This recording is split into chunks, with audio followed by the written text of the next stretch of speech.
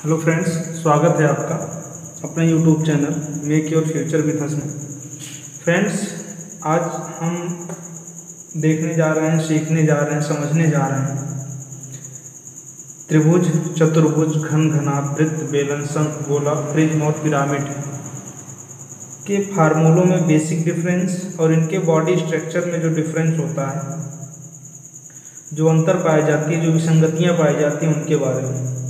हो सकता है वीडियो थोड़ा लंबा खींचे, 1 घंटे से भी ज़्यादा का हो सकता है, लेकिन एक बात का हम आपको विश्वास दिलाते हैं, अगर आपने ये वीडियो देख लिया तो शायद आपसे कोई भी कॉन्सेप्ट या कोई भी ऐसा सवाल जो वनडे एग्जाम में आता हो और त्रिभुज, चतुर्भुज, घन घनाभ, वृत्त, बेलन, शंख, गोला, प्रिज्म और पिरामिड से बने, शायद ही छूट पाए।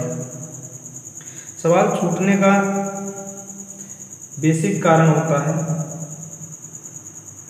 सवाल को समझ ना पाना। बाकी सवाल नॉर्मल ही होते हैं, अगर आपको बेसिक समझ हो जाती है तो उस सवाल को आप बहुत आसानी से लगा लेते हैं। बहुत ज़्यादा दिक्कत हो जाती है हमें चतुर्भुज, घन घनाभ, बेलन, वृत्त और शंख में अंतर समझने में।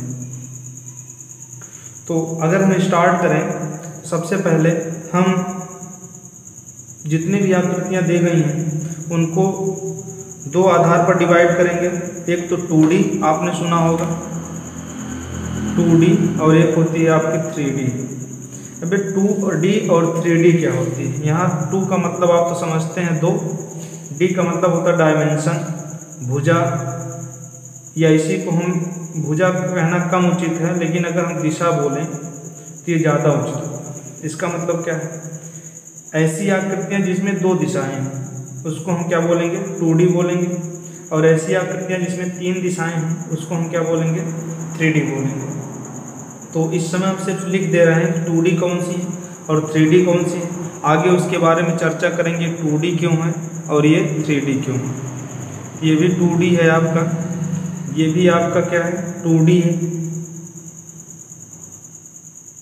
लेकिन ये क्या है आपका? 3D है। ये भी क्या है आपका? 3D है। ये भी है आपका 3D, ये भी आपका है 3D, ये भी आपके 3D। प्रिज्म और पिरामिड भी क्या होता है आपका? 3D आकृतियों में आते हैं। तो 2D और 3D हमने सिर्फ लिखा, ये 2D और 3D कहते क्यों हैं, अब इस पर चर्चा करेंगे।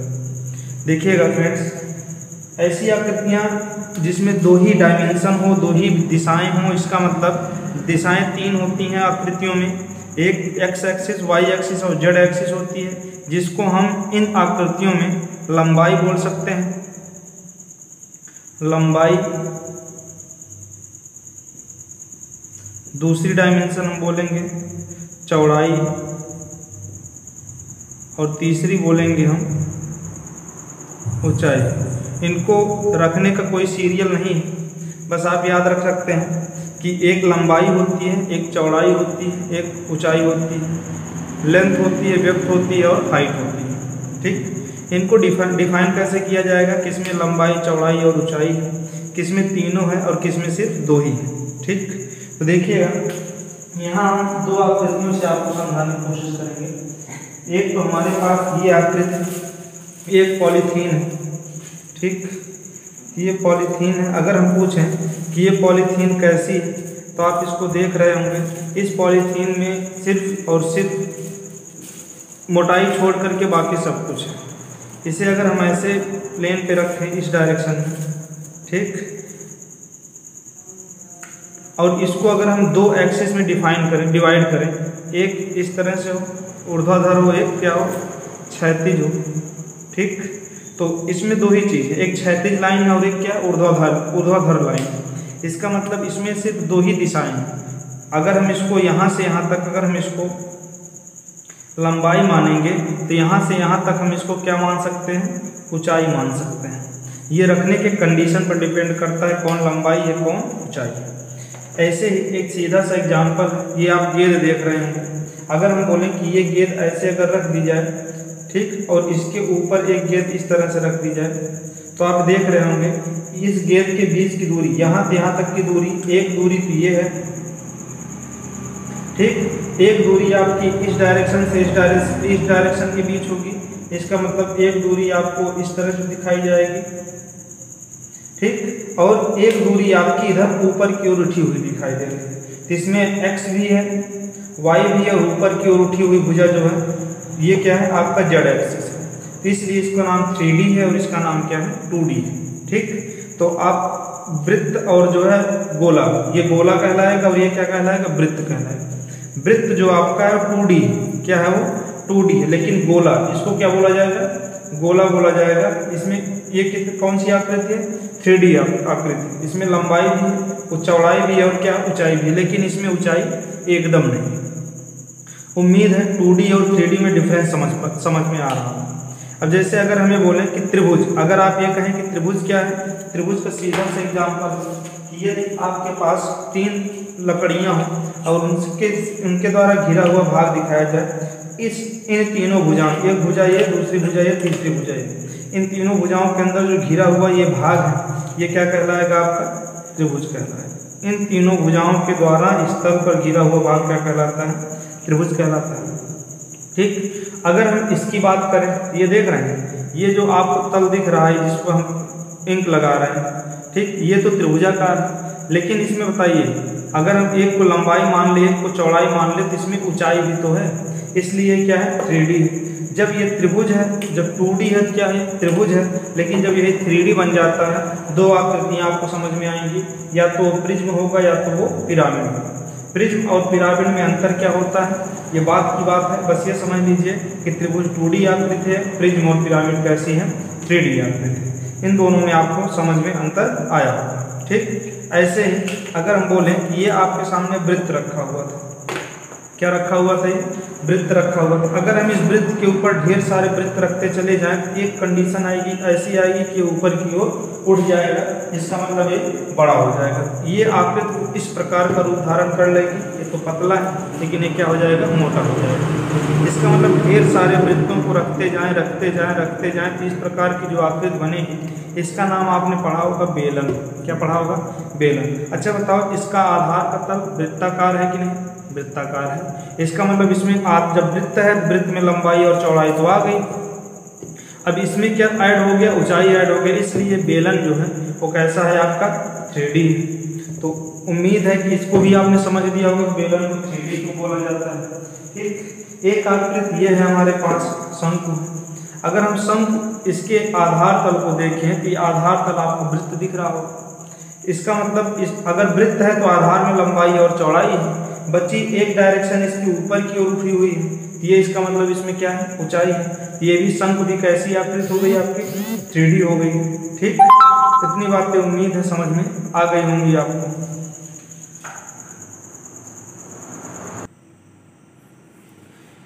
उम्मीद है कि बेलन 3D कैसे है, शंकु 3D कैसे है, आपको ये बात समझ में आ गई। आइए देखते हैं आगे। अभी आपको चतुर्भुज के बारे में थोड़ा बताते हैं। चतुर्भुज वह आकृति होती है जिसमें 4 भुजाएं होती हैं, उसको क्या बोला जाता है, चतुर्भुज बोला जाता है। इसका मतलब 4 भुजाओं से घिरी हुई बंद आकृति क्या कहलाती है आपकी चतुर्भुज कहलाती है, ठीक। कोई भी ऐसी आकृति जिसमें 4 भुजाएं हों और चारों भुजाएं दूसरे से कनेक्ट हों, आपको क्या कहना है, उसको चतुर्भुज कहना है। देखिएगा थोड़ा, हमारे पास ये प्लेन है, इसके ऊपर अगर हम 4 भुजाएं इस प्रकार से जोड़ दें, इन चारों भुजाओं के अंदर जो भी घिरा हुआ भाग है इस बोर्ड पर, वो भाग क्या कहलाएगा आपका चतुर्भुज। इसकी कुछ प्रॉपर्टीज हैं, इसके कुछ गुण हैं, जिन गुणों के नाम पर इसका भी हम नामकरण करेंगे कि आयत है, वर्ग है, जो है समचतुर्भुज है, समलंब चतुर्भुज है, क्यों है, कैसे हैं, वो देखा जाएगा। लेकिन ये 4 भुजाएं घिरी हुई हैं 4 भुजाओं से, इसलिए इसका नाम क्या है चतुर्भुज। अच्छा बताइए, इसमें 2 ही चीज तो है। अगर हम इसको क्या मान लें, इसको अगर हम लंबाई मान लें तो इसको हमें क्या मानना पड़ेगा, ये क्या हो जाएगा चौड़ाई हो जाएगी, इसमें ऊंचाई तो है नहीं, ठीक। लेकिन एक आकृति अगर इस तरह से ला के रख दी जाए, अब देखिए अगर हम इसमें ये बोले कि ये वाला तल नीचे देखिएगा, ये नीचे वाला तल कैसा है, इसका आयताकार है, इसका मतलब लंबाई चौड़ाई तो इसमें है, इसमें ऊंचाई भी तो ऐड है।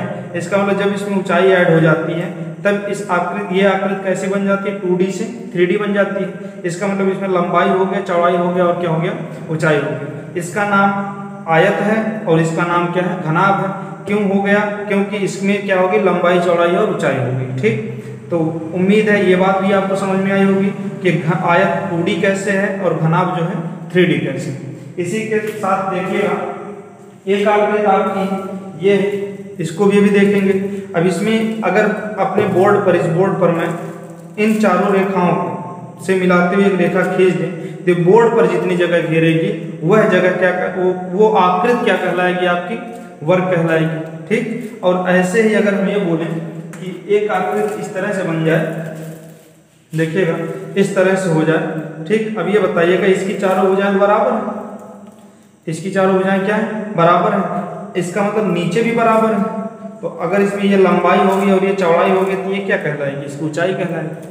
तो ये वर्ग है, 2D है, और ये क्या है आपका घनाभ, घन है, ये क्या है आपका 3D है। तो उम्मीद है 2D और 3D में आपको अंतर समझ में आ गया होगा। चलिए अब एक एक चीज़ के बारे में ध्यान से देखते हैं। तो 2D और 3D में जो बेसिक डिफरेंस होता है कि 2D में सिर्फ 2 ही डायमेंशन होती है, या तो लंबाई चौड़ाई होगी, या तो चौड़ाई ऊंचाई होगी, या तो लंबाई और ऊंचाई होगी। अब ये क्या मैटर है, अगर हम इस लकड़ी को ऐसे रखें इस प्लेन पर, प्लेन ऐसा है क्षैतिज है, तो ये एक डायमेंशन इधर हो जाएगी और एक इधर हो जाएगी और एक इधर हो जाएगी और एक क्या हो जाएगी इधर। ये आपके देखने की नजरिया पर डिपेंड करेगा। इसको लंबाई मान लिया और इसको क्या मान लिया, चौड़ाई। लेकिन यही बॉडी अगर ऐसे बनी हो, ये तो लंबाई रहेगी ही रहेगी, लेकिन ये वाली भुजा क्या कहलाएगी, इसकी ऊंचाई कहलाएगी। तो आपको ये नहीं कंफ्यूज होना है कि कहीं चौड़ाई नहीं दिया है, किसी में चौड़ाई दे देता है तो ऊंचाई नहीं देता है, किसी में ऊंचाई देता है किसी में चौड़ाई नहीं देता है। 2 चीज़ रहनी चाहिए, चाहे लंबाई हो चाहे चौड़ाई हो। ठीक, चलिए अच्छा, उम्मीद है तो 2D और 3D में अंतर समझ में आया होगा और आप इस बात से नहीं परेशान होंगे कि लंबाई चौड़ाई और ऊंचाई में से लंबाई दिया है, चौड़ाई दिया है, ऊंचाई दिया, हमें 2 ही चीज़ चाहिए 2D में, लंबाई और चौड़ाई, या चौड़ाई और लंबाई मिल जाए या चौड़ाई मिल जाए, चौड़ाई मिल जाए या ऊंचाई मिल जाए, चाहे ये दोनों मिल जाए और चाहे आपको ऊंचाई मिल जाए और क्या मिल जाए, लंबाई मिल जाए, आपका काम चल जाएगा 2D आकृति में। लेकिन 3D आकृति में तीनों का होना जरूरी है, तभी वो 3D कहलाएंगे, नहीं तो नहीं कहलाएंगे। ठीक, चलिए इसके बाद हम दूसरा डिफरेंस देखते हैं। दूसरा कंफ्यूजिंग पॉइंट में होता है आयतन। एक होता है आयतन और दूसरा होता है आपका क्षेत्रफल। ठीक, ये आयतन और क्षेत्रफल क्या होते हैं। क्षेत्रफल का मतलब होता है क्षेत्र माने जगह, क्षेत्र माने क्या होता है, जगह। फल माने होता है रिजल्ट, जानते हैं फल का मतलब फल है, परिणाम क्या बोला जाएगा, परिणाम माने क्षेत्र का परिणाम। कहते हैं ना आपका फल कितना है, रिजल्ट कितना है, तो परिणाम हो गया। आयतन का मतलब होता है कोई वस्तु कितनी जगह घेरती है, कोई वस्तु कितनी जगह घेरती है, वह उसका क्या कहलाता है, आयतन कहलाता है। जैसे अगर हम ये बोले कि ये वृत्त है, इस पूरे समतल पर कितनी जगह घेरेगा, इस बाउंड्री लाइन के बराबर। ऐसे अगर हम इसको घुमा दें तो इसके द्वारा पृष्ठ पर क्या है, घेरा गया जगह क्या है, पृष्ठ पर, इस तल पर इतनी जगह तक ये फैला है कि नहीं। ठीक, ये जो इस बाउंड्री लाइन की जो अंदर की जगह है, यही इसका क्या कहलाता है, क्षेत्रफल कहलाता है। क्या कहलाता है, क्षेत्रफल कहलाता है। लेकिन अगर आयत की बात करें, आयतन की बात करें, आयतन की बात करें अगर, तो आयतन आप ये समझ सकते हैं। अच्छा ये बताइए, ये पूरे थोड़ी देर के लिए देखिएगा, अगर हम आयतन की बात करें तो पूरे बोर्ड पर, पूरे रूम में, जिस रूम में वीडियो शूट हो रहा होगा उस रूम में कुछ न कुछ जगह ये घेरे, वही उसका क्या है, आयतन। अगर ये ना समझ पा रहे हैं तो आप यहाँ से समझ लेंगे कि मान लीजिए ये एक डब्बा है, इस डब्बे में ये देखिए इसमें लंबाई चौड़ाई ऊंचाई तीनों। ठीक, अगर हम इसको इसमें रखेंगे तो इस डब्बे में, इसमें, ठीक, ये इसकी तुलना में जगह घेर रहा है। ठीक, इसलिए हम इसका क्या निकालेंगे, आयतन निकालेंगे। आयतन उसी का निकलेगा जो जगह घेरेगा, और जगह उसी में निकलती है जो जिसमें लंबाई चौड़ाई और क्या हो, ऊंचाई। ठीक, तो उम्मीद है आयतन और जो है क्षेत्रफल में भी आपको अंतर समझ में आया होगा। आगे चलिए देखते हैं, हर एक पहलू पर बात करेंगे।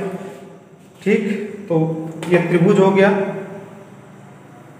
आयतन हो गया, और क्या हो गया आपका, क्षेत्रफल हो गया। सबसे पहले हम आकृति उठाते हैं त्रिभुज। कौन सी उठाएंगे, त्रिभुज, ये 2D आकृति होती है और इसी का 3D स्ट्रक्चर क्या होता है, प्रिज्म और क्या होता है, पिरामिड होता है। अगर हम त्रिभुज की बात करें, त्रिभुज का प्रतीक ऐसे होता है, ठीक। देखिएगा त्रिभुज के अगर हम स्ट्रक्चर की बात करें, 3 भुजाओं से घिरी हुई आकृति क्या कहलाती है, त्रिभुज कहलाती है। ये ए है, ये बी है, ये सी है, इसको हम लिखते हैं त्रिभुज ABC, ठीक। अगर भुजा की बात करें तो इसमें ये भुजा है, ये भी क्या है आपकी भुजा है, और ये भी क्या है आपकी भुजा है। ये शीर्ष है, ये भी क्या है आपका शीर्ष, माने कोना, शीर्ष मतलब क्या होता है, ये भी क्या है आपका शीर्ष है, ठीक। अच्छा, ये जो दो रेखाओं, 2 भुजाओं के बीच का जो जगह है, जो झुकाव है, इसी को हम कोण बोलेंगे। तो कितने कोण है, ये भी कोण है, और ये भी क्या है कोण है, और ये भी क्या है आपका कोण है, ठीक। ये त्रिभुज की बात हो गई। तो त्रिभुज में 1 2 3 भुजाएं, 1 2 3 शीर्ष और 1 2 3 कोण होते हैं, ठीक। तो त्रिभुज का आपने देख लिया कि त्रिभुज की भुजाएं कौन कौन सी होती हैं, कोण कौन से होते हैं, और जो है शीर्ष कौन कौन से होते हैं। अब चलिए एक चीज, ये त्रिभुज की अगर भुजा का नाम लिखना होता है, इस भुजा का नाम चाहे आप AB लिख दीजिए, इधर से इधर पढ़िए, या तो BC, मतलब शीर्षों के नाम पर इस BA शीर्षों के नाम पर इसका नाम रखा जाता है। इस भुजा का नाम BC लिख सकते हैं या CB लिख सकते हैं। इस भुजा का नाम AC लिख सकते हैं, या इसको क्या लिख सकते हैं, CA लिख सकते हैं। उम्मीद है इतनी बात आपको समझ में आई होगी, ठीक। ये 2 अक्षर से भुजा का नाम लिखा गया। लेकिन अगर कभी कभी होता है, आपको देता है त्रिभुज ABC में, ABC त्रिभुज में भुजाएं small A small B small C हैं। अब स्मॉल B स्मॉल C कहाँ डिफाइन किया जाता है, देखिएगा इस शीर्ष का नाम क्या है, A है, इसके सामने की जो भुजा होती है इसी का नाम होता है स्मॉल A। इस शीर्ष का नाम क्या है, B, इसका मतलब जहां भी आप शीर्ष B लिखेंगे उसके सामने की भुजा का नाम क्या लिखेंगे, B। इस शीर्ष का नाम क्या हो जाएगा, स्मॉल C हो जाएगा, ठीक। ये भुजाएं हैं।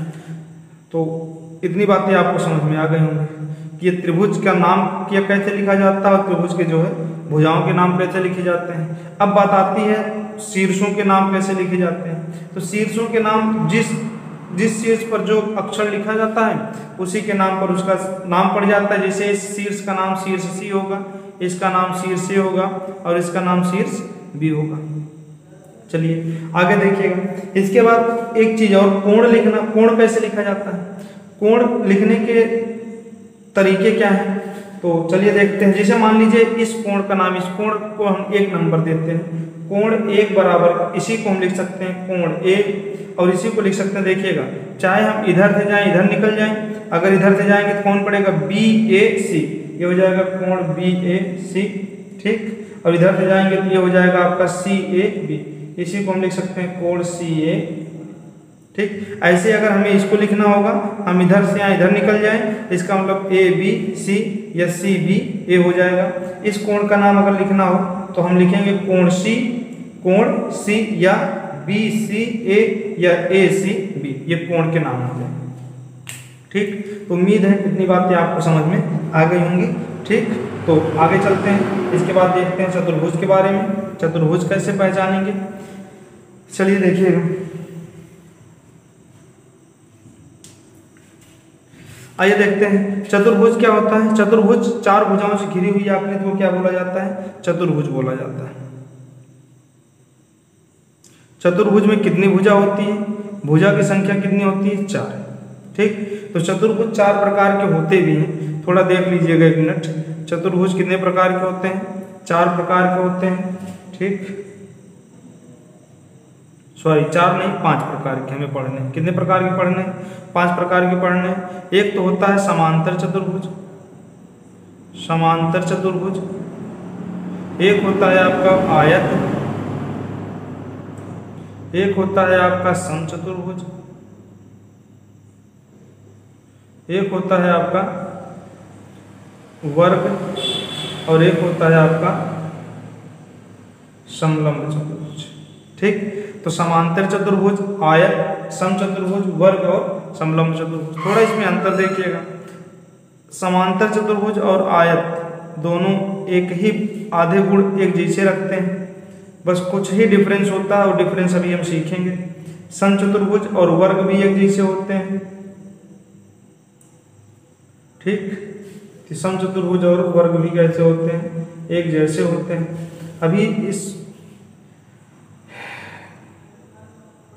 वीडियो में हम लोग सिर्फ और सिर्फ बेसिक डिफरेंस देखने की कोशिश कर रहे हैं कि हम पहचानेंगे कैसे और बनाएंगे कैसे।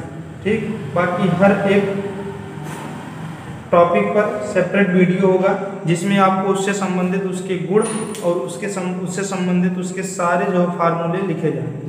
तो इसमें सिर्फ हमें ये देखना है कि आयत क्या होता है, समांतर चतुर्भुज क्या होता है, समचतुर्भुज क्या होता है। देखिएगा, मान लीजिए फ्रेम है, ये फ्रेम अगर इस डायरेक्शन में हो जाए, ये दिख रहा होगा आपको, चाहे इधर हो जाए चाहे इधर, इसकी विशेषता क्या है? पहले ऐसे देखिए, जितनी बड़ी भुजा ये है उतनी बड़ी भुजा ये है, जितनी बड़ी भुजा ये है उतनी बड़ी भुजा ये।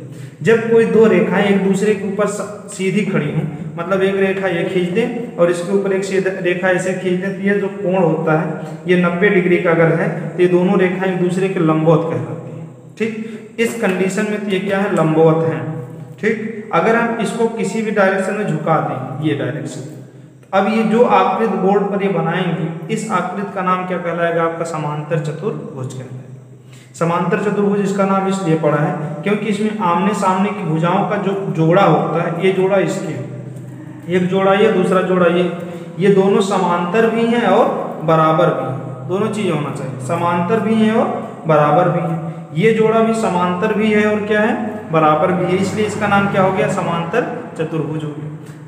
ठीक, और देखिएगा और क्या बराबर है? आपको दिख रहा होगा ये वाला जो कोण है, इन दोनों के बीच का झुकाव है, इन दोनों के बीच का झुकाव क्या है? ये भी क्या है? बराबर है। इन दोनों के बीच का झुकाव, ये वाला कोण भी क्या है? आपका बराबर है। ठीक, उम्मीद है इतनी बात समझ गए होंगे आप कि समांतर चतुर्भुज क्या है। ठीक, अगर हम इसी को क्या करते, थोड़ा सा अंतर कर दें, बस भुजाएं एकदम वही रहेंगी, लेकिन अगर हम क्या करें, भुजाओं को एक दूसरे के ऊपर लाके 90 डिग्री कर दें, ये जो आकृति बनी वो क्या कहलाएगी? आपकी आयत कहलाएगी। उम्मीद है आपको समांतर चतुर्भुज और आयत में जो बेसिक डिफरेंस है वो समझ में आया होगा। समांतर चतुर्भुज से ही क्या बनता है? हमारा आयत बनता है। अगर हम समांतर चतुर्भुज का प्रत्येक कोण 90 डिग्री कर दें, जो आकृति बन के तैयार होगी उसका नाम क्या होगा? आपका आयत होगा। ठीक, तो उम्मीद है इतनी बात आप समझ गए होंगे। ठीक, चलिए देखिएगा। अच्छा, इस कंडीशन में थोड़ा देखिएगा दोनों में अंतर क्या है। अगर हम ये कहें कि ये, अगर देखिएगा ये शीर्ष है इसके और ये इसके शीर्ष है, अगर हम इनको मिला दें और ऐसे कर देते, जो चारों रेखाएं दिख रही हैं, जो तिरछी रेखाएं दिख रही हैं, इन्हीं को क्या कहा जाता है? विकर्ण कहा जाता है। इस कंडीशन में आपको स्पष्ट दिख रहा होगा कि विकर्ण असमान लंबाई के होते हैं। लेकिन जैसे ही अगर हम इसको सीधा करेंगे, क्या करेंगे? सीधा करेंगे। अब ये इस कंडीशन में आ गया। अब इस कंडीशन में आप देख रहे होंगे कि विकर्ण जो होते हैं वो कैसे होते हैं? समान लंबाई के होते हैं। इसका मतलब जब आयत होता है विकर्ण बराबर हो जाते हैं, जब समांतर चतुर्भुज होता है तो विकर्ण क्या होते हैं? असमान होते हैं। ठीक, तो उम्मीद है आपको आयत और समांतर चतुर्भुज में अंतर समझ में आया होगा। दोनों 2D आकृतियां हैं, लेकिन एक में जो है जब प्रत्येक कोण 90 डिग्री का हो जाता है, समांतर चतुर्भुज का नाम क्या पड़ जाता है? आयत। और अगर कोई भी कोण 90 डिग्री, एक भी कोण अगर 90 डिग्री से इधर उधर हुआ तो सारे कोण जो है 90 डिग्री से इधर उधर हो जाएंगे, और जो है वो है आकृति क्या? चाहे इधर झुकाएं चाहे जितना झुकाएं, चाहे इधर झुकाएं चाहे इधर झुकाएं, क्या बनेगा? समांतर चतुर्भुज। इस कंडीशन में भी क्या है? समांतर चतुर्भुज है। ठीक, कोई भी कोण 90 डिग्री नहीं होना चाहिए। अगर हो गया, एक भी कोण 90 होगा तो अपने आप सब चारों सेट हो जाएंगे और इसका नाम क्या पड़ जाएगा? आपका आयत पड़ जाएगा। ठीक, उम्मीद है आपको आयत समझ में आ गया होगा। इसके बाद देखिएगा, एक आकृति है आपकी,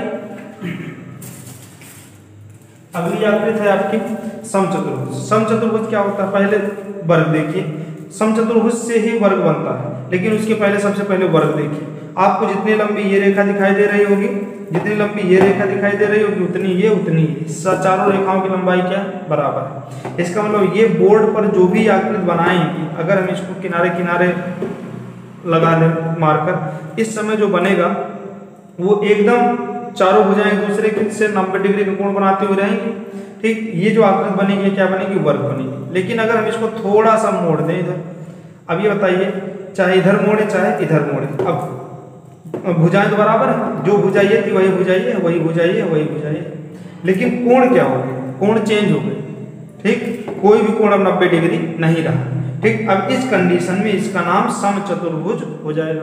तो समचतुर्भुज और वर्ग में क्या अंतर होता है? समचतुर्भुज वह चतुर्भुज है जिसकी चारों भुजाएं बराबर होती हैं लेकिन कोई भी कोण 90 डिग्री नहीं होता है, ठीक। और वर्ग क्या होता है? वर्ग वह समचतुर्भुज है, बना किससे? पहले ऐसे था, बन किससे गया? ये पहले समचतुर्भुज से क्या बन गया? वर्ग। तो वर्ग वह समचतुर्भुज है जिसका प्रत्येक कोण कितना होता है? 90 डिग्री होता है। अच्छा, थोड़ा और देखिएगा, यहाँ से ये वाली रेखा अगर हम मिला दें, यहाँ से यहाँ अगर हम मिला दें ये वाली रेखा ऐसे, तो विकर्ण कहलाएगा। ये वाली रेखा इतनी बड़ी है और ये वाली रेखा इतनी छोटी, आप देख रहे होंगे, ठीक। इसका मतलब विकर्ण असमान लंबाई के होते हैं, ठीक है ना। और इसकी एक खासियत और होती है, विकर्ण एक दूसरे को हमेशा समकोण पर काटते हैं। क्यों काटते हैं? जब हम लोग समचतुर्भुज पढ़ेंगे बेसिक से तो वहाँ देखेंगे। बस ये जानिए समचतुर्भुज से क्या बनता है? वर्ग बनता है। समचतुर्भुज जो है 2D है और वर्ग भी क्या है आपका? 2D, ठीक। उम्मीद है इतनी बात आप समझ गए होंगे, ठीक है ना। आगे देखिएगा, इसके बाद एक आकृति और है आपकी, वो है क्या? समलंब चतुर्भुज। समलंब चतुर्भुज क्या होता है? समलंब चतुर्भुज देखिए, समलंब चतुर्भुज में क्या होता है? देखिए कुछ आपको डिफरेंस दिख रहा होगा। अगर हम इन दोनों भुजाओं को ऐसे आगे बढ़ाएं तो जाके काट देंगे कहीं ना कहीं, ये मुड़ी है, जाहिर सी बात है जाके आगे सिकुड़ जाएंगे, ठीक। ये सिकुड़ी, लेकिन अगर हम इस भुजा को बढ़ाएं, ऐसे बढ़ाएं, देख रहे हैं दोनों भुजाएं कैसी समांतर है, कहीं नहीं काटेंगे। इसका मतलब भुजाओं पे एक जोड़ा समांतर होता है, शेष दूसरा जोड़ा क्या होता है? असमांतर। इस कंडीशन में भी इसका नाम क्या है? समलंब चतुर्भुज। इस कंडीशन में भी इसका नाम क्या है? समलंब चतुर्भुज है। इस कंडीशन में इसका नाम क्या है? समलंब चतुर्भुज। चाहे जैसे रखा जाए, एक भुजा समांतर होना चाहिए, दूसरा भुजा समांतर होगी तो हम इसका नाम क्या रख देंगे? समलंब चतुर्भुज, ठीक। उम्मीद है कि आप चतुर्भुज के पांचों प्रकार में अंतर समझ पाए होंगे, ठीक। चलिए आगे देखते हैं। इसके बाद हम देखेंगे घन के बारे में। अब यहाँ से आपका बढ़िया सा चैप्टर शुरू होता है। इस चैप्टर का असली मजा आपको अब यहीं से आने वाला है। ये घन क्या होते हैं, घनाभ क्या होते हैं, ठीक। चलिए अच्छा देखिएगा, आइए देखते हैं। इसके बाद हम लोग पढ़ेंगे घनाभ और घन को, ठीक। मेरी एक सजेशन रहेगी, अगर आपको घन पढ़ना हो या याद करना हो या समझना हो तो घन को समझने से पहले आपको वर्ग की समझ होनी चाहिए। और अगर घनाभ को आपको पढ़ना हो, घनाभ को पढ़ने के लिए आपको आयत की समझ होनी चाहिए।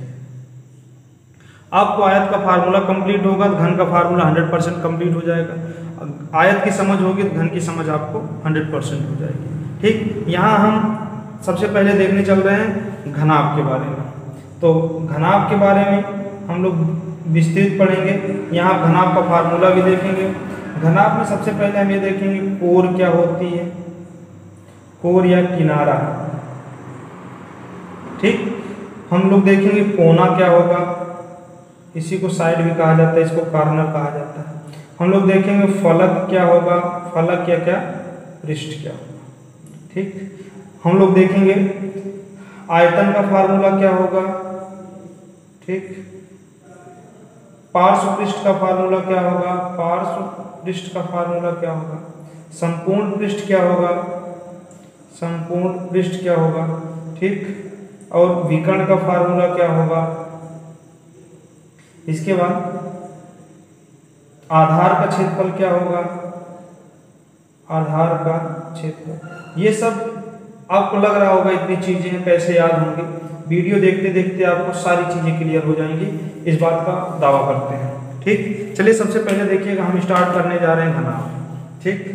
तो घनाभ समझने से पहले ये देखिए एक पतली सी बुक, इसमें कुछ नहीं समझाना चाह रहे, हम ये समझाना चाह रहे हैं कि अगर हम इस बुक की बात करें, ये वाली बुक, इस वाले पेज यहाँ से यहाँ तक जो आपको ये पेज दिख रहा है, ये पेज, ये वाला, इसकी मोटाई कुछ नहीं है। अगर हम इसको इस तरह से बना दें, इस तरह से बना दें, ये जो जगह घेरेगा, ठीक, तो ये बोर्ड पर जो जगह घेरेगा यही क्या कहलाएगा आपका आयत। क्या कहलाएगा आपका आयत, ठीक। ये जो जगह है ये क्या है आपकी आयत है, ठीक। आयत क्या है, किसी तल पर चार भुजाओं से घिरी हुई ऐसी आकृति जिसकी आमने सामने की भुजाएं क्या हो, बराबर हो और प्रत्येक कोण कितना डिग्री हो, 90 डिग्री हो, क्या कहलाएगा आपका आयत है, ठीक ना।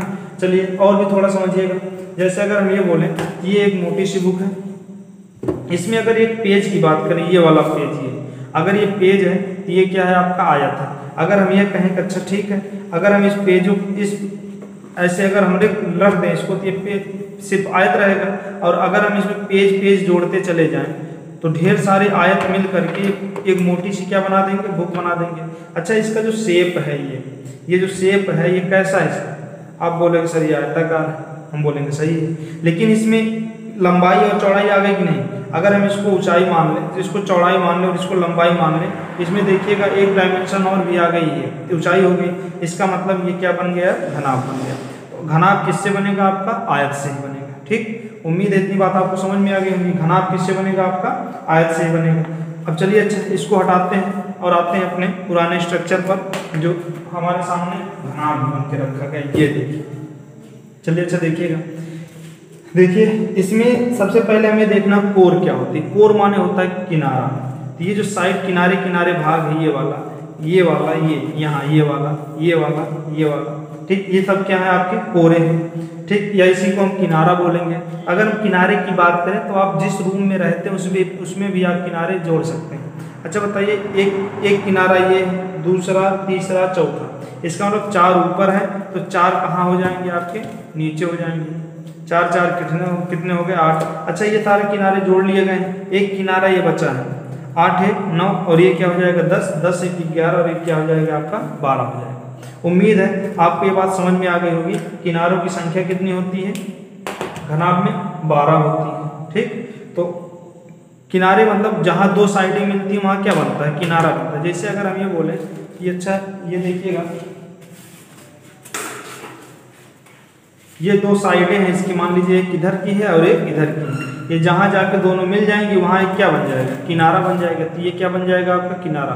किनारा वह स्ट्रक्चर होता है, वह संरचना है जहाँ 2 फलक मिलते हैं, 2 तल मिलते हैं, उसको क्या बोला जाएगा? आपका किनारा बोला जाएगा, या इसी को कोर बोला जाता है। कोना देखिएगा कहाँ है? अच्छा, कोना का मतलब होता है जहाँ, देखिए ये कोना है कि नहीं, इतना सब लोग पहचानते होंगे।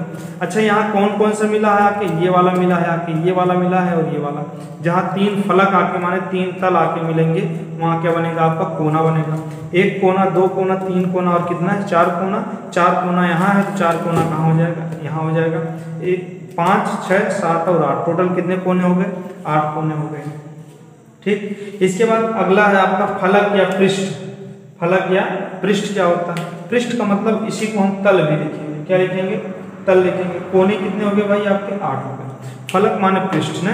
अच्छा देखिएगा, ये एक आपको 3D स्ट्रक्चर दिख रही होगी। अगर हम इसको एक एक करके निकालें, एक निकलेगा ये क्या है आपका? ये आपका पृष्ठ या फलक है। अच्छा, देखने में कैसा लग रहा है? आयताकार। कैसा दिख रहा है? आयत। इसकी लंबाई और ये वाली भुजा दोनों अलग अलग है। एक ये हो गया। अगर हम इसको निकालें तो ये वाली भुजा इधर से निकल गई। ठीक, ये वाला फलक इधर से निकला, ये भी कैसा निकला आपका? आयताकार निकला। अगर हम इसको इधर से कर दें, ठीक, तो ये भी एक फलक निकला, ये भी क्या कहलाएगा आपका? ये तीसरे नंबर का है, ठीक है ना, तो ये भी क्या हो जाएगा? आपका फलक हो जाएगा। अगर हम इसको इधर से निकालें, ठीक, तो ये कौन सा हो जाएगा? आपका चौथे नंबर का हो जाएगा। इसमें ये भुजा अलग है और ये भुजा क्या है? अलग है। ठीक, अगर हम इसको इधर से निकालें तो ये भुजा क्या निकलेगी आपकी? ये भी क्या है? एक भी एक तल है, ये क्या है? फलक है। 5 हो गया। और अभी एक नीचे वाला ये क्या है आपका? 6। ये कितना हो जाएगा आपका? 6 हो जाएगा। ठीक, उम्मीद है तो फलकों की संख्या कितनी हो गई इसमें? 6 हो गई। कितनी हो गई? 6 हो गई। तो फलक समझ में आ गए होंगे। फलक क्या होते हैं? फलक माने तल। फलक माने क्या होता है? तल। ठीक, अच्छा देखिएगा, अगला शब्द है आपका आयतन। क्या होता है? आयतन। अच्छे बताइए, जैसे अब मान लीजिए एक तल ये हमने इसको जोड़ दिया और अगर हम इधर से इसको जोड़ दें, ठीक, ये इधर से जुड़ गया, इसके बीच में जगह है, इसमें कुछ रखा जा सकता है। तो ये जो जगह है, इन फलकों के द्वारा जो जगह घेरी जा रही है, बीच में ये जो जगह बन रही है, यही क्या कहलाता है? आपका आयतन कहलाता है। कोई वस्तु जितनी जगह घेरती है वह उसका क्या कहलाता है? आयतन। इसका मतलब इसके अंदर देखिए जो जगह है यही क्या कहलाएगा? अगर इसमें हम कुछ रखना चाहें तो ढेर सारी सामान रख सकते हैं। ठीक, ये सब क्या है? इसके आयतन है। तो आयतन आपको समझ में आया होगा आयतन क्या होते हैं।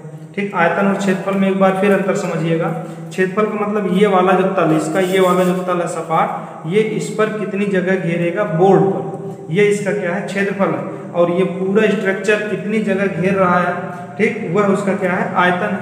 आयतन और क्षेत्रफल में आपको अंतर समझ में आ गया होगा। आगे चलते हैं हम लोग। पार्श्व पृष्ठ। क्या होता है? पार्श्व पृष्ठ। ठीक, चलिए देखिएगा पार्श्व पृष्ठ की बात कर। पार्श्व का मतलब होता है बगल। पार्श्व का मतलब क्या होता है आपका? पृष्ठ की संख्या कितनी आई थी भाई? 6 आ गई थी। आयतन जितनी जगह घेरता है, जो जगह होती है वह क्या कहलाती है आपका? जगह। जितनी जगह कोई स्ट्रक्चर घेरता है उसका क्या कहलाता है? आयतन कहलाता है। ठीक है ना। इसके बाद देखिएगा, इसके बाद आपका पार्श्व पृष्ठ। पार्श्व माने होता है बगल। पार्श्व माने क्या होता है? बगल। ठीक, आपने सुना होगा पार्श्व कलाकार, पार्श्व गायक, पार्श्व चित्र के अनुसार, माने बगल जो चित्र दिया गया है उसके अनुसार। ठीक, चलिए देखते हैं। अच्छा, आइए देखते हैं इसको। ठीक है ना। अब इसमें पार्श्व क्या होता है, संपूर्ण पृष्ठ क्या होता है, दोनों एक साथ हम लोग देखेंगे। पार्श्व का मतलब ये होता है बगल में। ये वाला एक पृष्ठ है कि नहीं? अब इसके अगल बगल कितने पृष्ठ है ये बताइए। एक पृष्ठ ये हो जाएगा आपका, एक पृष्ठ इधर वाला है। ठीक, एक पृष्ठ आपका ये हो गया। अरे बात समझ में, ये एक पृष्ठ आपका ये हो गया, दूसरा पृष्ठ हो जाएगा। एक पृष्ठ ये हो गया आपका, ये तीसरा पृष्ठ है, और एक पृष्ठ ये हो गया आपका कौन सा? चौथा पृष्ठ। ये इसके पार्श्व पृष्ठ कहलाते हैं। इसका मतलब किसी घनाभ में कितने पार्श्व, एक तल के कितने पार्श्व पृष्ठ होते हैं? एक पृष्ठ के कितने पार्श्व पृष्ठ होते हैं? 4। अब चाहे जिसका आप निकाल, अब कहेंगे सर नीचे वाला कहाँ गया? नीचे वाला पार्श्व नहीं है, वो विपरीत पृष्ठ है। ठीक, लेकिन यहाँ पार्श्व पृष्ठों की संख्या कितनी हो जाएगी? 4 हो जाएगी। ये हो जाएगा आपका। ठीक, तो पार्श्व पृष्ठ उम्मीद है समझ में आ गए होंगे। अगली बॉडी है अपनी, अगला क्वेश्चन है आपका संपूर्ण पृष्ठ क्या होता है? संपूर्ण पृष्ठ के बारे में देखिएगा थोड़ा। संपूर्ण पृष्ठ, ठीक, तो संपूर्ण पृष्ठ क्या होता है? संपूर्ण का मतलब होता है पूरे पूरे, जितने पृष्ठ हैं सब। अच्छा बताओ, एक पृष्ठ ये है कि नहीं? एक पृष्ठ, ठीक, ये पृष्ठ है, दूसरा पृष्ठ ये है आपका, तीसरा पृष्ठ आपका ये है, चौथा पृष्ठ आपका ये, पांचवा पृष्ठ आपका ये है। अभी देखिएगा एक पृष्ठ नीचे भी है, ये कितने हो गए? इसका मतलब संपूर्ण पृष्ठ की बात की जा रही है। इसका मतलब कितने पृष्ठों की बात की जा रही है? 6 पृष्ठों की बात की जा रही है। ठीक, चलिए आगे देखिए। तो संपूर्ण पृष्ठ भी आप समझ गए होंगे। इसके बाद हम लोग देखेंगे विकर्ण क्या होता है। विकर्ण, विकर्ण देखिएगा इसमें क्या होता है? इसमें 4 विकर्ण होंगे। कितने विकर्ण होंगे? 4 विकर्ण होंगे। अच्छा, ये देखिएगा विकर्ण क्या होता है? किसी भी बॉडी में 2 सामने के शीर्षों को मिलाने वाली रेखा क्या कहलाती है? विकर्ण कहलाती है। सम्मुख, तिरछे, समझ रहे हैं ना? ये वाली, ये जो रेखा इधर है, ये किधर निकल रही? इधर निकल रही। तो ये इसका क्या है? आपका विकर्ण है। ठीक, अगर हम बोले, अच्छा एक देखिएगा यहाँ से आएगी और किधर निकलेगी? इस डायरेक्शन, यहाँ से आ करके देखिएगा, इसके बाद ये इस डायमेंशन में चली जाएगी। समझ रहे हैं ना? तो कितने विकर्ण हो गए? 2 तो इधर हो गए और 2 इसी प्रकार इधर से इधर आ जाएगा और इधर से इधर चला जाएगा। टोटल विकर्णों की संख्या कितनी हो गई? इसमें 4 हो गई। कुल मिला के हमारा मकसद ये था यहाँ सीखना कि विकर्ण कुल कितने होते हैं और विकर्ण होते क्या हैं ये। इसके बाद देखिएगा आधार का क्षेत्रफल। अब आधार का क्षेत्रफल हमेशा जो डिसाइड नहीं किया जा सकता कि कौन आधार होगा, वो जो वस्तु है उसको रखने के तरीके पर डिपेंड किया जाएगा। ठीक है ना? तो देखिएगा थोड़ा, तो अगर हमें बोले, अगर ये वाला स्ट्रक्चर कुछ इस प्रकार से बना के रख दिया जाए, ठीक,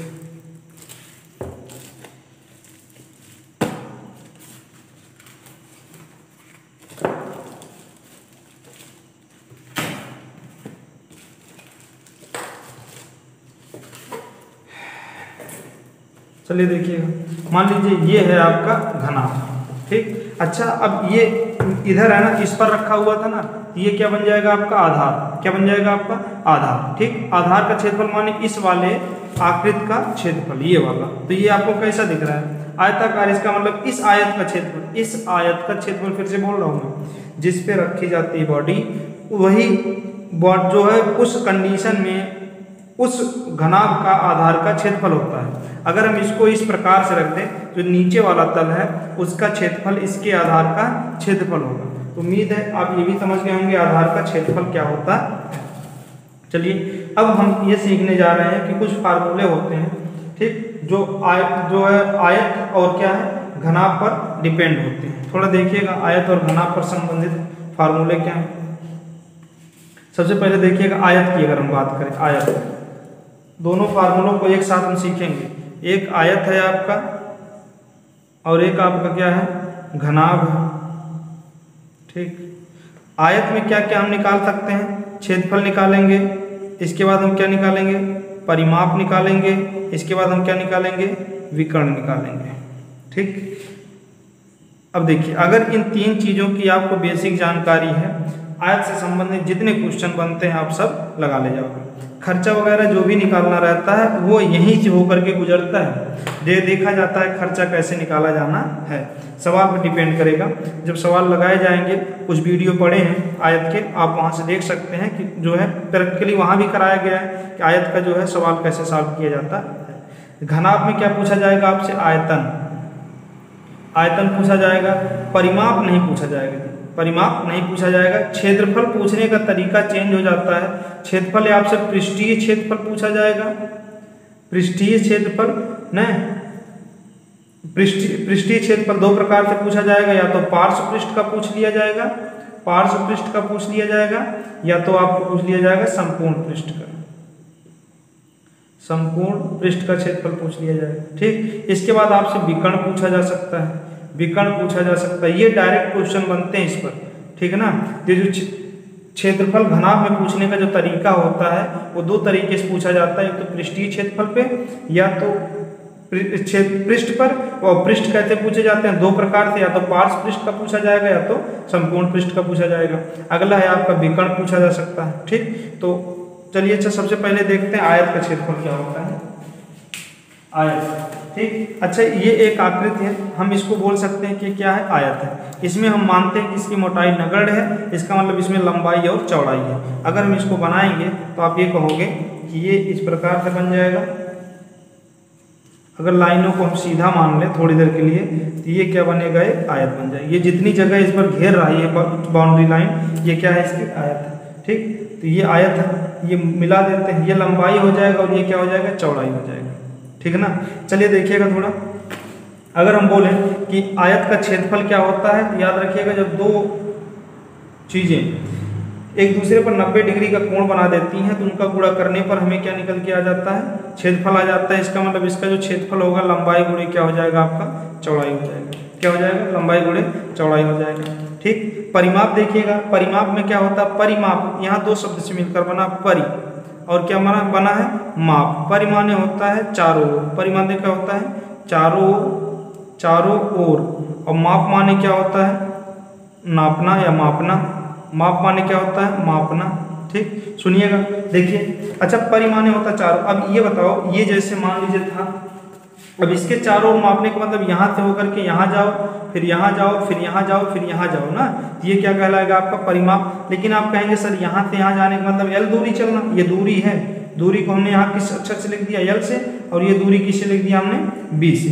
ठीक, अच्छा इसका मतलब यहाँ जाने का मतलब फिर वही दूरी तो चलोगे, क्यों, क्योंकि आमने सामने भुजाएं क्या है, बराबर। ठीक, ये भी L हो गया और ये क्या हो गया, आपका B हो गया। अब यहाँ से यहाँ जाओगे L plus B plus L plus B, इसका मतलब L plus B plus L plus B, L में L जोड़ोगे कितना आ जाएगा, 2L प्लस कितना आ जाएगा, 2B, 2 कॉमन हो जाएगा, L प्लस कितना हो जाएगा, B, और L क्या है, लंबाई, और B क्या है, चौड़ाई। इसका मतलब परिमाप कितना आ जाएगा, 2 इंटू लंबाई प्लस कितना हो जाएगा, आपका चौड़ाई हो जाएगा। ठीक, उम्मीद है इतनी बात समझ में आ गई होगी। चलिए एक फार्मूला और अभी हमें लगाना है, वो क्या लगाना है, विकर्ण का। अच्छा ये आयत आपको दिख रहा है, कोई दिक्कत है यहाँ पर नहीं। चलिए यहाँ भी देखिएगा, ये आयत आपको दिख रहा होगा नहीं, लेकिन अगर हम इसको क्या करें, यहाँ से थोड़ा सा मोड़ दें, तो अगर बीच से हम इसको क्या करें, मोड़ दें इन दोनों विकर्णों से, ठीक, तो आपको एक आकृति दिखाई देगी।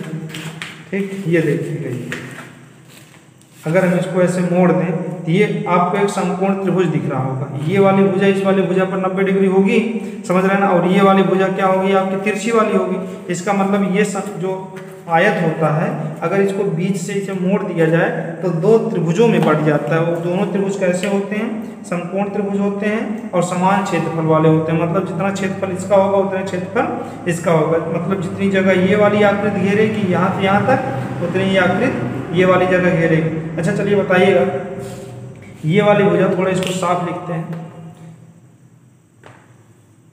ठीक, चलिए ये देखिए, ये आयत है आपका, ये L है और ये क्या है, B है। इसको हमने क्या कर दिया, मिला दिया। अब ये क्या बन गया, समकोण त्रिभुज। समकोण त्रिभुज में पाइथागोरस प्रमेय क्या कहती है कि कर्ण पर बना वर्ग, आधार पर बने वर्ग, आधार पर बने वर्ग और लंब पर बने वर्ग के योग के बराबर होता है। तो यहाँ के की जगह क्या है, विकर्ण है। इसका मतलब विकर्ण का वर्ग बराबर, विकर्ण का वर्ग बराबर ये हो जाएगा आपका लंबाई का वर्ग प्लस क्या हो जाएगा, चौड़ाई का वर्ग। ठीक, लेकिन हमें निकालना तो विकर्ण है। ये क्या है आपका विकर्ण, आया क्या है आपका विकर्ण स्क्वायर। तो विकर्ण बराबर हो जाएगा आपका अंडर रूट, स्क्वायर हट जाएगा तो इधर क्या लग जाएगा, अंडर रूट लग जाएगा। ये हो जाएगा आपका लंबाई स्क्वायर प्लस क्या हो जाएगा आपका चौड़ाई स्क्वायर। उम्मीद है आप समझ गए होंगे विकर्ण क्या होता है और विकर्ण कैसे निकाला जाता है। ये भी आपको रटने की जरूरत नहीं है यदि आपको पाइथागोरस प्रमेय पता है तो। ठीक, ये फार्मूला आपका हो गया कितना, 2 इंटू एल प्लस बी हो जाएगा और विकर्ण हो जाएगा under root L square plus B square हो जाएगा। विकर्ण का फार्मूला हो गया। चलिए, अगर इतना फार्मूला पता है तो घनाभ का आयत जो है फार्मूला अपने आप बनने लगता है। देखिएगा कैसे बनेगा। सबसे पहले बात है, बॉडी कौन सी है हमारी, घनाभ है। क्या है, घनाभ है। ठीक, सबसे पहले हम बात करेंगे किसका, आयतन। आयतन माने अच्छा कोई चीज़ कितनी जगह घेरेगी। अच्छा ये बताइए, मान लीजिए ये डब्बा है, ये डब्बा कितना जगह घेरेगा। आप कहोगे सर इसका जो आधार है, पहले आधार दिखाइए। तो हम कहेंगे देखिए आधार ये है। तो आप कहोगे इसी आधार के ऊपर ही तो जगह घेरी गई है। और कहाँ तक घेरी गई है, जहाँ तक इसकी क्या है, ये ऊंचाई है। जहाँ तक इसकी क्या है, ऊंचाई है। अच्छा बताओ सबसे पहले कौन जगह घेरा, ए, नीचे वाला भाग। और नीचे वाले भाग में क्या क्या है आपकी, ये लंबाई और ये क्या है आपकी चौड़ाई है। इसका मतलब आधार का क्षेत्रफल ये इतनी जगह घेर रहा है ना। ठीक, इसी जगह के ऊपर ही तो जगह घेरी जा रही है। और कहाँ तक घेरी जा रही है, एच ऊंचाई तक घेरी जा रही है। इसका मतलब सबसे पहले आधार का जो आयतन हो, घनाभ का जो आयतन होगा वो क्या होगा, आधार का क्षेत्रफल, आधार का क्षेत्रफल। अच्छा आधार का क्षेत्रफल हो गया। अब ये बताइए इसके बाद, ठीक, अब ये कहाँ तक घेर रहा था, ऊंचाई तक। इसकी जो भी ऊंचाई होगी वो क्या हो जाएगी, मान लीजिए एच ऊंचाई तक था। तो आयतन का फार्मूला हो जाएगा आधार का क्षेत्रफल। आधार कैसा है, आयताकार। और आयत का क्षेत्रफल होता है क्या, लंबाई गुणे चौड़ाई, लंबाई गुणे चौड़ाई गुणे क्या हो जाएगा, ऊंचाई। इसका मतलब अगर हमें आयतन निकालना है तो लंबाई, अब देखिएगा ये क्षेत्रफल खुद गुणनफल है किसका, लंबाई और चौड़ाई का। इसका मतलब लंबाई गुणे चौड़ाई गुणे ऊंचाई। ठीक, यहाँ कभी कभी एक क्वेश्चन घुमा के दे देता है, आपको घनाभ का आयतन पूछेगा लेकिन लंबाई चौड़ाई ऊंचाई अलग अलग नहीं देगा। सबसे पहले क्या दे देगा, आधार का क्षेत्रफल और क्या दे देगा, ऊंचाई दे देगा। और आप ढूंढते हैं कि अच्छा लंबाई और चौड़ाई कहाँ दी गई है। लंबाई और चौड़ाई भाई जी यहाँ जो है क्या किया गया, दोनों का गुणनफल करके जो क्षेत्रफल दिया गया वो लंबाई और चौड़ाई का गुणनफल ही है। उम्मीद है आयतन का फार्मूला आपको समझ में आ गया होगा। इसके बाद देखिएगा, इसके बाद बताया गया था दूसरा फार्मूला जो था पृष्ठ का था, पृष्ठीय क्षेत्रफल। पृष्ठीय क्षेत्रफल याद रखिएगा, पृष्ठीय क्षेत्रफल दो प्रकार से पूछा जाता है आपसे। एक तो पार्श्व पृष्ठ पूछा जाएगा, पार्श्व पृष्ठ पूछा जाएगा, और एक आपसे पूछा जाता है संपूर्ण पृष्ठ, संपूर्ण पृष्ठ। ठीक, चलिए अच्छा थोड़ा यहाँ देख लीजिएगा। पार्श्व माने होता है बगल, पार्श्व माने क्या होता है, बगल। अगर अच्छा ये बताइए इसके बगल हमें निकालना है, ये वाला पार्श्व पृष्ठ है कि नहीं। अगर ये लंबाई है और ये क्या है, चौड़ाई है, इसका और नीचे क्या हो जाएगी, गहराई या तो ऊंचाई। तो अगर हम ऊपर से नीचे जाएंगे तो गहराई हो जाएगी और नीचे से ऊपर आएंगे तो क्या हो जाएगी, ऊंचाई आ जाएगी। ये लंबाई है और इसको मान रहे हैं तो अगर गहराई है, एच है, एल गुणे एच हो जाएगा, होगा कि नहीं। ठीक, ऐसे ही अगर ये चौड़ाई है तो ये ऊंचाई हो जाएगी, चौड़ाई गुणे जो है ऊंचाई एच हो जाएगी। अगर इसकी हम बात करेंगे, इसका क्षेत्रफल कितना हो जाएगा, याद रखिएगा ये लंबाई है और ये क्या है आपका गहराई है। ठीक, या इसी को हम ऊंचाई बोल रहे हैं, ये हो जाएगा। और अगर हम इसका क्षेत्रफल बोलेंगे तो चौड़ाई हो जाएगा और गुणे क्या हो जाएगा आपका ऊंचाई हो जाएगा। इन सबको जोड़ना है। ठीक, इन सबको अगर आप जोड़ लेते हैं तो आपका किसका क्षेत्रफल आ जाएगा, आपका पार्श्व पृष्ठ का क्षेत्रफल आ जाएगा। ठीक, तो पार्श्व पृष्ठ में याद रखिएगा आपका हो जाएगा, अच्छा बताओ पार्श्व पृष्ठ ना। चलिए अच्छा देखिएगा। ठीक, तो पार्श्व पृष्ठ के अगर फार्मूले की बात करें तो डायरेक्ट अगर फार्मूला लिखना चाहें 2 इंटू एल प्लस बी, अभी अभी आपने लिखा था क्या, आधार का क्षेत्रफल 2 इंटू एल प्लस बी। इसका मतलब आधार का परिमाप, क्षेत्रफल नहीं, आधार का परिमाप। गुणे क्या करना है आपको, अच्छा बताइएगा इसी में क्या कर गुणा करते हैं, ऊंचाई। तो ये क्या आ जाएगा आपका पार्श्व पृष्ठ। और यही पार्श्व पृष्ठ कभी कभी घुमा के पूछता है कमरे की चारों दीवारों का क्षेत्रफल। किसका क्षेत्रफल, चारों दीवारों का क्षेत्रफल भी पूछा जाता है किसके द्वारा, पृष्ठीय क्षेत्रफल के अंतर्गत, वो भी किसमें, पार्श्व पृष्ठ में पूछा जाता है। चलिए आगे देखिएगा, इसके बाद है आपका संपूर्ण पृष्ठ। संपूर्ण पृष्ठ का मतलब क्या होता है बताइए। संपूर्ण पृष्ठ का मतलब ये होता है सारे पृष्ठ हैं। एक चीज और, पृष्ठीय क्षेत्रफल में हमेशा आपको क्या बताना है, क्षेत्रफल ही बताना रहता है, लेकिन किसका क्षेत्रफल, पृष्ठ का क्षेत्रफल। इसमें कभी एक साथ गुणा करके आयतन ना बताइएगा। पृष्ठीय क्षेत्रफल क्या बताना है आपको, इसका मतलब पृष्ठ का क्षेत्रफल दो प्रकार से पूछा जाएगा, पार्श्व पृष्ठ और संपूर्ण पृष्ठ पूछा जाएगा।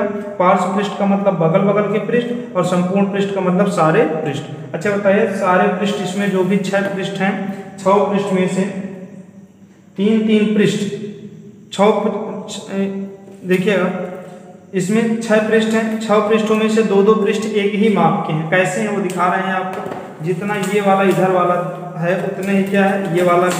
इसका मतलब अगर हमें एक का पता हो दूसरा हम निकाल सकते हैं। जितने ये होगा उतने ही क्या होगा ये वाला होगा। ठीक, इस वाले पृष्ठ के भी आपस में क्षेत्रफल क्या है, बराबर है। इसके भी आपस में ये भी क्षेत्रफल क्या होगा, इसका क्षेत्रफल और इसका क्षेत्रफल क्या हो जाएगा आपका, बराबर हो जाएगा। इसका मतलब 2 पृष्ठों के क्षेत्रफल क्या होते हैं, बराबर होते हैं। ठीक, इसका मतलब एक पृष्ठ का अगर क्षेत्रफल हमें ये पता चल जाए कि एक पृष्ठ का क्षेत्रफल कितना, दूसरे पृष्ठ का क्षेत्रफल क्या हो जाएगा बता ले जाएंगे। ठीक, अच्छा बताओ अगर ये था इस समय, इस कंडीशन देखिए, अब यहाँ देख लीजिए। अच्छा अगर इसको हम लंबाई माने और इसको चौड़ाई माने और इसको ऊंचाई माने तो इस वाले भाग का क्षेत्रफल क्या हो जाएगा, लंबाई गुणे ऊंचाई होगा। अगर ये लंबाई ऊंचाई है तो इसके पीछे ये वाला कितना होगा, लंबाई और ऊंचाई। ठीक, इसके बाद देखिएगा एक लंबाई ऊंचाई मिला है। इसके बाद ये बताओ ये लंबाई है और ये क्या है, ये तो ऊंचाई है ना, ये चौड़ाई है। इसका मतलब लंबाई गुणे चौड़ाई, और लंबाई गुणे चौड़ाई ये है, लंबाई गुणे चौड़ाई ये भी आ जाएगी, 2 हो गए। ठीक, अगर हम इस वाले पृष्ठ की बात करें, अच्छा बताओ ये चौड़ाई है और ये क्या है, इसकी ऊंचाई है। ठीक, तो चौड़ाई गुणे क्या हो जाएगा, ऊंचाई, चौड़ाई गुणे ऊंचाई ये भी हो जाएगा। ठीक, 2 लंबाई गुणे चौड़ाई, 2 चौड़ाई गुणे ऊंचाई, 2 चौड़ाई गुणे लंबाई हो जाएगा। ठीक है ना, तो ये हो जाएगा आपका 2 इंटू LB प्लस क्या हो जाएगा BH प्लस क्या हो जाएगा आपका HL हो जाएगा। ये संपूर्ण पृष्ठ का क्या हो जाएगा आपका फार्मूला हो जाएगा। ठीक, तो आगे देखिएगा, इसके बाद तीसरा फार्मूला आपको पढ़ना है विकर्ण का। क्या पढ़ना है, विकर्ण का फार्मूला पढ़ना है, बहुत इंपॉर्टेंट फार्मूला है, बार बार पूछा जाता है आपसे। तो विकर्ण का फार्मूला जो बनेगा आपका वो ही हो जाएगा। ठीक, विकर्ण का फार्मूला। अच्छा यहाँ देखिए विकर्ण में क्या है, विकर्ण यहाँ जो है आयत में जो होता है अंडर रूट L² प्लस कितना होता है B² होता है। आयत की बात कर रहे हैं, इसमें एक चीज एक्स्ट्रा आ गई है क्या, ऊंचाई, तो ये क्या हो जाएगा H²। ये किसका फार्मूला हो गया आपका, विकर्ण का फार्मूला हो गया। ठीक, तो ये फार्मूले हो गए किसके, आयत के और किसके, घनाभ के फार्मूले हो गए। यहाँ आपने ये भी सीख लिया होगा कि कोर क्या है, कोना क्या है, फलक क्या है, आयतन क्या होता है, पार्श्व पृष्ठ, संपूर्ण पृष्ठ और क्या है, विकर्ण क्या होते हैं, और आधार का क्षेत्रफल। चलिए आधार का क्षेत्रफल एक बार थोड़ा और देख लीजिए। ये जो आधार भाग में लगा इसी का क्षेत्रफल क्या कहलाएगा, आधार का क्षेत्रफल। कोई स्पेशल चीज नहीं है, आधार इसका कैसा, आयत, इसका मतलब आयत का क्षेत्रफल। ये जो तल है इसका क्षेत्रफल इस घनाभ के आधार का क्या हो जाएगा, क्षेत्रफल हो जाएगा। चलिए ठीक, तो उम्मीद है आपको ये फार्मूले समझ में आ गए होंगे। ठीक है ना, तो आगे चलिए देखिएगा, इस पर थोड़ा सवाल कैसे बनते हैं वो आइए चर्चा करते हैं। ठीक, सवाल लगाएंगे नहीं, बस ये देखेंगे सवाल कैसे बनता है। सबसे पहले हम ये देखेंगे आयत पर सवाल कैसे बनते हैं। ठीक, सबसे पहले देखिएगा आयत, उसके बाद देखेंगे घनाभ। आयत ये आकृति सुनिए, अगर कोई ये कहे कि एक आयताकार वस्तु है, आयताकार प्लाट है, उसके ऊपर अगर हमें पन्नी लगानी है, पन्नी लगाने का मतलब क्या है, थोड़ा सोचिए, इसको हमें ढकना है। अगर इस तरह से अगर हम इसको ढकना चाहें तो इसमें कितना कागज़ की ज़रूरत पड़ेगी, या कितना पन्नी की ज़रूरत पड़ेगी, या कितना पॉलीथीन की ज़रूरत पड़ेगी, जो भी है, या कितना कपड़े की ज़रूरत पड़ेगी। तो आपको ये बताइए ढकना क्या है, इसका क्षेत्रफल ना, इसका मतलब इसके क्षेत्रफल के बराबर। तो जब भी कभी कोई आयताकार वस्तु को ढकने की बात आएगी तो आप तुरंत उसका क्या निकालेंगे, क्षेत्रफल निकालेंगे। ठीक, अगला सवाल इसी को बढ़ा देता है। अच्छा ये बताइए, इसको ढकने के लिए कितने रुपए की वस्तु चाहिए। तो उसके लिए भी सबसे पहला काम होगा, आपको ढकने के लिए कितनी वस्तु चाहिए पहले ये पता हो, फिर उस वस्तु का दाम कैसे दिया गया है ये पता हो। तो यहाँ देखिएगा, अगर हमें ये निकालना, इसको अगर हमें पूरे कवर करने के लिए कितने कपड़े की ज़रूरत है, सबसे पहले हम ये बताएंगे कि अच्छा इसका क्षेत्रफल कितना है, उतना कपड़ा चाहिए। और अगर हम बोले कि मान लीजिए इसका क्षेत्रफल है 2 मीटर स्क्वायर, 2 मीटर स्क्वायर। अब ये तो क्या आ गया, आपका क्षेत्रफल आ गया। और अगर ये पूछा जाए अच्छा बताओ कितने रुपए का कपड़ा आएगा, तो डिपेंड करेगा कपड़े का दाम पे। अगर हम बोलें कि 10 रुपया मीटर स्क्वायर कपड़ा है, इसका मतलब 1 मीटर लंबा 1 मीटर चौड़ा कपड़ा लेने जाओगे तो कितना रुपया दे दोगे? 10 रुपये। और इसका क्षेत्रफल कितना है? ठीक, इसका क्षेत्रफल इस जो है हाँ इसका क्षेत्रफल कितना है? 2 मीटर स्क्वायर। ठीक, इसका मतलब ये कितने का कपड़ा लग जाएगा? 10 रुपये मीटर स्क्वायर है, 10 गुणे 2 कर देंगे कितना जाएगा? 20 रुपये मीटर कपड़ा, 20 रुपये का क्या लग जाएगा? इस पर कपड़ा लग जाएगा। ठीक, उम्मीद है ये आपको क्षेत्रफल का मतलब समझ में आ गया होगा। क्षेत्रफल का यूज कहाँ करते हैं? किसी भी आयताकार वस्तु को ढकने के लिए कितनी जरूरत होगी वस्तु कपड़े की या पॉलीथीन की, तो उसके क्षेत्रफल के बराबर। ठीक, अगला सवाल ये बनता है, कभी कभी आपसे पूछा जाता है एक आयताकार खेत है, उसके चारों ओर हमें बाड़ लगानी। बाड़ का मतलब कटीले तार लगाने। तार कितने लगेंगे बताइए? तार ऐसे लगाएं कि नहीं? इसका मतलब उसके किनारे किनारे आप घूम रहे होते हैं कि नहीं? ठीक, एक चक्कर लगाने में कितना आप घूमे हैं ये बताइए पहले। तो आप कहेंगे इसके चारों भुजाओं के बराबर, और चारों भुजाओं का योग ही क्या कहलाता है? परिमाप। इसका मतलब जब किसी आयताकार वस्तु को हमें घेरना रहता है तो हम हम कितनी लंबी वस्तु का यूज कर सकते हैं? उसके परिमाप के बराबर। अब ये डिपेंड करता है कि अच्छा एक ही चक्कर घूमना है कि 2 चक्कर घूमने हैं। तो अगर हमें एक चक्कर घूमना रहता है तो एक परिमाप के बराबर, और अगर हमें 4 चक्कर लगाने होंगे तो एक बार परिमाप निकालने के बाद उसमें किसका गुणा कर देंगे? 4 का गुणा कर देंगे तो क्या आ जाएगा आपका? 4 चक्कर में लगाए गए तारों या वस्तुओं की क्या हो जाएगी? लंबाई आ जाएगी। ठीक, इतनी बात हो गई। अब यहाँ अब तक हमने क्या निकाला? सिर्फ तार की लंबाई निकाली है। कभी कभी आपसे पूछेगा तार का दाम बताओ, कितने का तार लगेगा। उसके लिए भी सबसे पहले आपको किसकी जरूरत होगी? इस तार की पूरे की लंबाई ज्ञात कर। जब तार की लंबाई ज्ञात हो जाएगी तो उसके बाद क्या कर देंगे? गुणा कर देंगे। ठीक, रुपए से। उसके बाद दाम आ जाएगा इस तार का। ये सवाल कुछ बेसिक सवाल पूछे जाते हैं इसमें आयत से संबंधित। ठीक है ना। चलिए इसके बाद देखिएगा अगला अपना टॉपिक होगा घनाभ में। ठीक, अब घनाभ से संबंधित कितने सवाल पूछे जाते हैं? मान लीजिए ये है घनाभ। सुनिएगा, देखिएगा, पहला सवाल ये बनता है इस घनाभ को ढकने के लिए कितने कपड़े की जरूरत होगी? सोचिए थोड़ा। मान लीजिए बॉडी था, कुछ नहीं था, ये बॉडी। अगर हमें इसको ढकना है हमें कितनी जरूरत चाहिए? आप कहेंगे सर इधर से कुछ लगा दीजिए, हम लगा देंगे। इधर लग गया, इधर से कुछ लगा दीजिए, हम इधर से भी लगा देंगे। अच्छा बताओ हम इसके कौन सा पार्ट ढक रहे हैं? हम इसका पार्श्व, पृष्ठ, बगल बगल के क्या कर रहे हैं? साइड, पृष्ठ ही तो ढक रहे हैं। इसका मतलब इसको ढकने के लिए कितने लंबी वस्तु की जरूरत होगी? तो इसके पृष्ठों के क्षेत्रफल के बराबर। अभी देखिए ढकी नहीं है, अभी नीचे वाला तल क्या है इसका? खुला हुआ है। ठीक, अगर उसका भी क्षेत्रफल अगर हमें पता चल जाए, ठीक है ना। अभी देखिएगा ये, अब इसको क्या करेंगे? हम इसको मान लेंगे कि पूरा क्या हो गया? ढक गया। तो इसको ढकने के लिए कितने कागज की जरूरत पड़ी है? इसका जो पृष्ठीय क्षेत्रफल था उसके क्षेत्रफल के बराबर। तो किसी वस्तु को, घनाभ के आकार की वस्तु को ढकने के लिए कितनी जो है मीटर कपड़े की जरूरत पड़ेगी? तो आप बोलोगे उसका पृष्ठीय क्षेत्रफल निकाल लीजिए। जितना पृष्ठीय क्षेत्रफल आएगा वो उसका क्या हो जाएगा? उसको ढकने के लिए आवश्यक कपड़े की लंबाई हो जाएगी, माप हो जाएगी। ठीक, इसके बाद दूसरा सवाल ये बनता है कि अच्छे बताओ इसमें एक घनाभ के आकार की टंकी है, टंकी ऐसे हो, इसमें पानी भरना है, इसमें कितना पानी आएगा? तो आप कहोगे जितनी इसकी जगह होगी, और यही जगह इसका क्या कहलाता है? आयतन कहलाता है। 2 सवाल हो गए। अगला सवाल ये बनता है कि अच्छे बताइए इसमें कितनी वस्तुएं रखी जा सकती हैं? ठीक, कोई वस्तु अगर रखी जाए तो वो कितनी रखी जा सकती है? तो आप ये कहोगे जितना उस वस्तु का आयतन होगा वो। देखिए अगर हमें ये ऐसे डब्बे रखने, इसमें अगर इसमें रखना होगा तो कितने डब्बे रखे जाएंगे? तब तक रखते जाएंगे जब तक इसका आयतन भर ना जाए। इसका मतलब इसके आयतन के बराबर। अच्छा, कभी कभी होता है, पूछा जाता है एक घनाभ में से टुकड़ा काटा जा रहा है, तो याद रखिएगा हम ऐसे मान लीजिए इसमें से ऐसे ऐसे टुकड़े ढेर सारे निकालें तो कब तक निकालते जाएंगे? जब तक इसका आयतन खत्म ना हो जाएगा। इसका मतलब इसके आयतन के बराबर। वहाँ भी कंडीशन क्या हो जाएगी आपकी? इसके आयतन के बराबर। ठीक, तो सवाल जो है आपके, ये तो कॉन्सेप्ट की बात हो रही है, कैसे सवाल कब आयतन निकालते हैं, कब संपूर्ण पृष्ठ निकालते हैं, कब पार्श्व पृष्ठ निकालते हैं। ठीक, और कब जो है घनों की संख्या निकाली जाती है। ये चलिए आगे देखिएगा। इसके बाद आता है, कभी कभी पूछ लेता है अच्छा बताइए इसमें सबसे लंबी वस्तु कौन सी रखी जा सकती है? तो याद रखिएगा, इसमें अगर हमें वस्तु रखने की बात होगी, थोड़ा देखिएगा, तो अगर हमें वस्तु रखनी होगी तो ऐसे अगर रखेंगे तो इससे लंबी तो आप कहोगे सर जी ऐसे रख दीजिए सीधी सीधी, ठीक। लेकिन आपको अगर सबसे लंबी वस्तु की रखने की बात कही जाएगी तो इसका विकर्ण की लंबाई के बराबर, इसका मतलब यहाँ से लेकर के इसके दूसरे वाले कोने बोले तो कहाँ तक, इसके इस वाले कोने तक की लंबाई की क्या हो जाएगा बराबर। इसका मतलब ये सबसे लंबी इसकी क्या हो जाएगी, इस कमरे में रखे जाने वाले सबसे लंबी वस्तु की लंबाई, ये जो लंबाई आप देख रहे हैं इसके अंदर, ये सबसे लंबी वस्तु की लंबाई हो जाएगी। उम्मीद है आपको आयत और जो है घनाभ में अंतर समझ में आया होगा, और संपूर्ण पृष्ठ आयतन घनाभ, ठीक, संपूर्ण पृष्ठ आयतन पार्श्व पृष्ठ और जो विकर्ण के बारे में भी समझ में बातें आ गई। चलिए वीडियो बहुत लंबा हो जा रहा है, ठीक। आगे हम लोग मिलेंगे अगले टॉपिक के साथ, जिसमें हम लोग सीखेंगे